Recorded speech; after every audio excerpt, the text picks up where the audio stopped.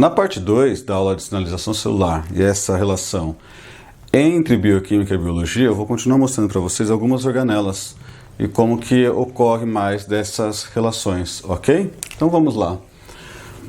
O que a gente ainda não falou sobre transportadores, que a gente já viu o transporte ativo, passivo, facilitado, né?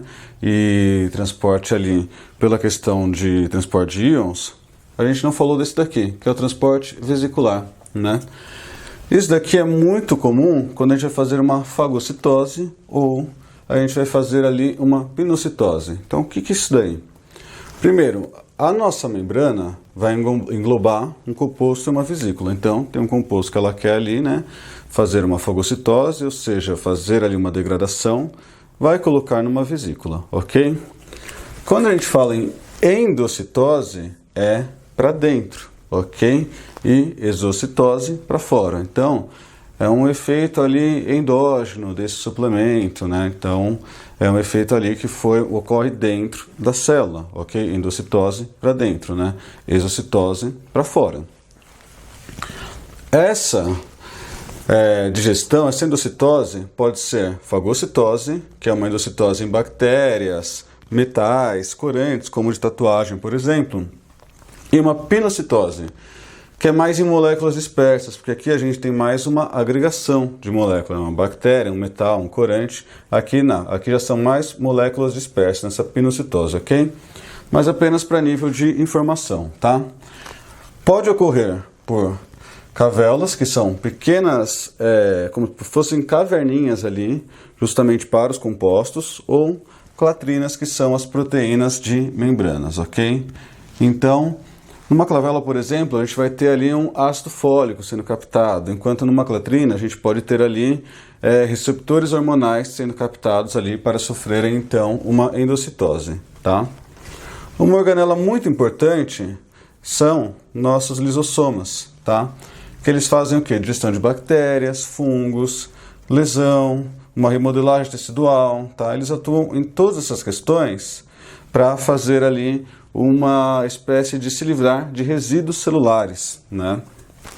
Eles atuam através de hidrolases, que, se vocês lembram bem, nos vídeos sobre enzimas, né, sobre as características de cada uma, suas classificações, são aquelas que adicionam ali água, ok? Nessas hidrolases nós temos nucleases, que degradam ali DNA, RNA, fosfatases, tá? Que podem fazer a degradação ali de mais fosfato ligado ali a uma proteína, por exemplo, né? Proteases para a própria degradação de proteína, glicosidases na degradação ali de glicosídeos, tá? Então, temos diversas hidrolases aqui e é por elas que os lisossomas atuam. Como que funciona? Nós temos primeiro uma endocitose por receptor. Então vamos pensar nessa molécula aqui, ela vai sofrer uma endocitose, né? Vai para dentro, nesse receptor da membrana, que é esse carinha aqui, né? Do nosso lisossoma, por clatrina, ok? Então aqui é por clatrina, né? Bom, vai formar então uma vesícula endocítica, que é o quê? Justamente esse receptor com essa molécula fazendo aqui uma vesícula, né? A partir desse momento, começam a se juntar várias dessas vesículas, fazendo o que a gente chama de endossoma precoce, que é esse carinha aqui. Várias vesículas dentro de um endossoma precoce, tá? Ele ainda não está agindo. Bom, esse endossoma precoce pode tanto liberar aqui, né, esse receptor de clatrina e também de lipídios, de novo aqui para a membrana, ok? Formando então um endossoma de reciclagem, liberou a clatrina até lipídios que fazem parte aqui desse endossoma para a membrana celular, enquanto pode formar também um endossoma tardio. Ele era precoce, ele fez aqui um endossoma tardio. Por quê? Porque ele recebeu do nosso Golgi aqui, do nosso complexo, através de vesículas de transporte, quem? Essas hidrolases, ele recebeu aqui, tá? Recebendo essas hidrolases, ele finalmente vai formar o que a gente chama de lisossoma. Então funciona assim a formação de lisossoma, ok? A gente tem aqui o que a gente vai degradar, por exemplo, um receptor, né? Vai entrar num receptor mediado por clatrina, formar uma vesícula endocítica. Temos várias vesículas, formamos um endossoma precoce, que vai formar um de reciclagem, para liberar de novo essas clatrinas e lipídios, né? E também vai formar um endossoma tardio. Esse tardio vai receber finalmente essas enzimas, essas hidrolases, do nosso complexo de Golgi, formando nosso lisossoma e fazendo aqui uma reciclagem também dessas enzimas de volta para o complexo. E esse lisossoma ele funciona aqui, né, num pH mais ácido, abaixo de 5,5. Então essa é uma forma de degradação aqui, né, pelos nossos lisossomas.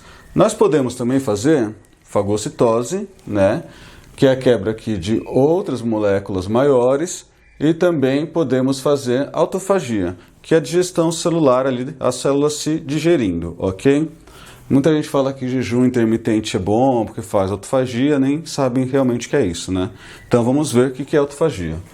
Primeira coisa, esses dois processos, tanto a fagocitose e a autofagia, né, a gente vai ter ação ali de neutrófilos, né, e macrófagos. O que eles fazem? Eles digerem proteínas, eles digerem patógenos, na verdade, né? E células mortas, células que não têm ação, que a gente precisa então digeri-las, ok? Para não ficar ali como um resíduo. Bom, esse processo de fagocitose, deixa eu fazer uma membraninha aqui para ficar mais fácil para a gente entender, né? Vamos pensar que isso é uma membrana aqui, né? Essa linha. Esse processo de fagocitose é o seguinte: nós temos um fagossoma, que é esse carinha aqui, ok? Esse fagossoma se junta com quem? Com um lisossoma. Então, esse lisossoma vai fazer aqui parte, né? Formando um fagolisossoma. Então, você vê as duas estruturas aqui que eu fiz, né, só para didática, obviamente não são assim, tá? Um fagolisossoma.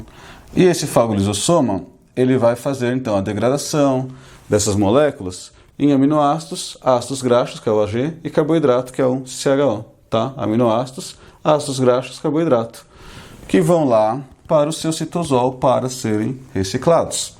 E nessa digestão nós teremos os corpos residuais aqui, que sofrerão então uma exocitose daqui, eles sairão dessa célula, ok? Consequentemente, nós então fizemos uma digestão aqui desses resíduos com o fagossoma junto com o lisossoma, formando aqui a liberação de aminoácidos, ácidos graxos e carboidrato, na verdade seus resíduos, né? Não eles inteiros, e o que saiu deles foi o corpo residual, que ou faz uma exocitose ou começa a formar aqui grânulos de lipofuscina. No nosso envelhecimento é justamente isso que vai aumentando, tá? Então isso é muito relacionado à idade, tá? Aumenta mais grânulos, então a gente tem ali mais resíduos dentro da nossa célula que deveriam ter sido expulsos, expelidos.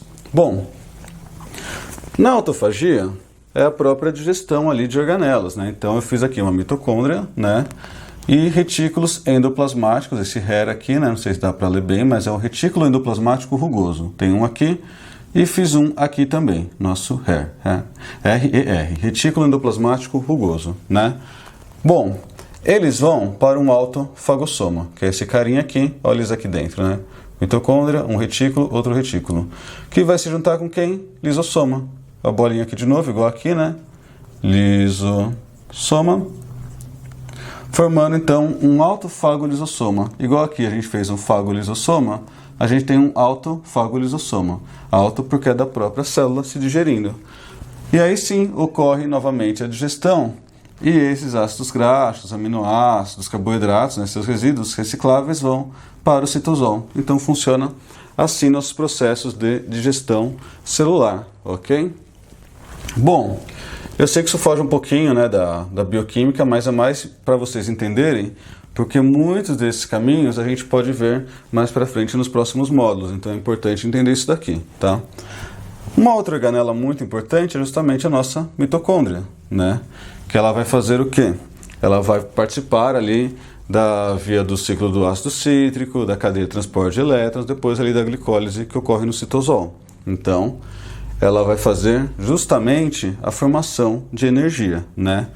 Ela tem uma membrana interna e uma externa. E dentro dessa membrana interna, né? Então, vou fazer ela aqui.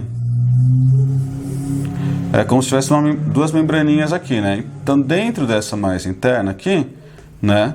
Nós teremos o que a gente chama de cristas. E nessas cristas vão ocorrer as vias da CTE, nossa cadeia transportadora de elétrons, e ATP sintase, que é a enzima que forma ATP.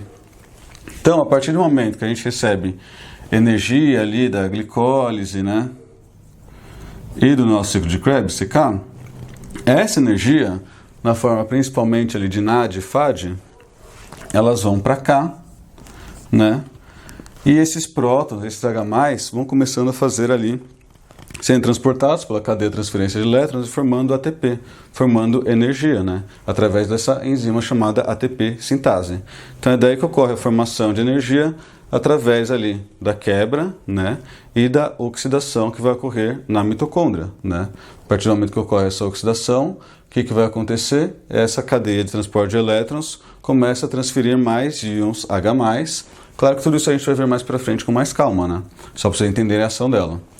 Então, vai transferir mais íons ali, né? E esses íons vão se acumulando, formando ATP pela enzima ATP sintase. Então, é justamente isso que aumenta nossa formação de energia ali, sei lá, através da quebra da glicose, por exemplo, né? Quebrou em glicose, na glicólise, virou ali acetil-CoA, passou no ciclo de Krebs, e esse ciclo de Krebs fornece NADs e FADs, tá? E aí, esses NADs e FADs vão gerar energia para a nossa cadeia de transferência de elétrons, começar a passar um monte desses Hs, né, NADH, FADH, para formar então ATP, ok? Claro, eu expliquei mais brevemente, né, mais para frente eu faço certinho as vias, que já serão outros módulos do curso. Bom, essa passagem de íons H+, é o que a gente viu na aula anterior, que é o transporte ativo secundário, ou seja, gasta energia, mas é secundário, então é justamente pelos íons ali sendo transportados, fornecendo energia para o seu transporte, né? Diferente de uma bomba ali de cálcio ligado a ATP, que eu expliquei na aula anterior, tá? Então, essa organela também é muito importante, né? Já vimos agora, então, nossos lisossomas e nossas mitocôndrias. Temos também os peroxissomas, que eles são semelhantes aos lisossomas, só que eles usam oxigênio em suas reações.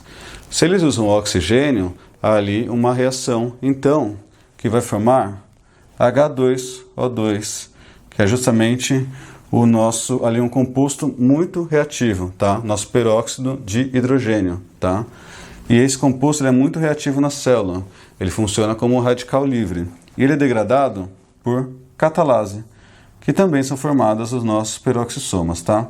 Então, nossos peroxissomas, eles usam oxigênio, diferente dos lisossomas, formando ali nosso peróxido de hidrogênio, tá? No entanto, ele também é degradado pelas catalases. Lembrando, isso aqui é um radical livre, né? Para que serve o nosso peroxissoma?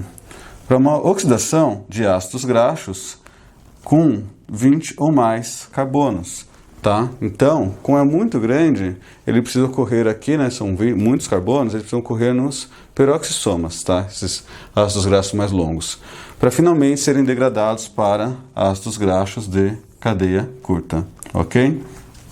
Bom, nossos peroxissomas também fazem a conversão do colesterol para nossos ácidos biliares e também a formação de plasmalogênios, que também veremos mais para frente o que significa essa molécula e sua via. No entanto, guardem isso, tá? Plasmalogênios, conversão do colesterol para ácido biliar, que tudo isso a gente vai ver bastante nos capítulos sobre gordura, tá? Eu fiz mais rapidinho porque eu entendo que isso não é tanto bioquímica, mas é importante a gente saber onde ocorre, porque muitas enzimas são muito específicas, né? Aqui na mitocôndria a gente vai ter ali mais enzimas que fazem a fosforilação oxidativa, enzimas relacionadas ao ciclo de Krebs, tá? Enquanto que aqui nos nossos lisossomas a gente vai ter mais essas hidrolases mais específicas. Nos peroxissomas, outro tipo de enzima específica aqui, para oxidação de ácidos graxos, tá? De 20 carbonos ou mais. Além da via do colesterol e sua degradação, que também tem uma cascatinha de enzimas. Então é importante entender onde ocorre, tá? Então fiz mais essa aula mais rapidinha, esse curso vai acabar ficando um pouquinho maior do que eu planejei e vendi já para vocês, mas espero que não tenha problema, já que a gente está tornando aqui um pouquinho mais, como eu posso dizer, mais complexo, tá? Para mais para frente a gente ter mais conteúdo ali didático para conseguir trabalhar sem confundir a cabeça de vocês, tá? Então, na próxima aula eu falo mais um pouquinho de organelas.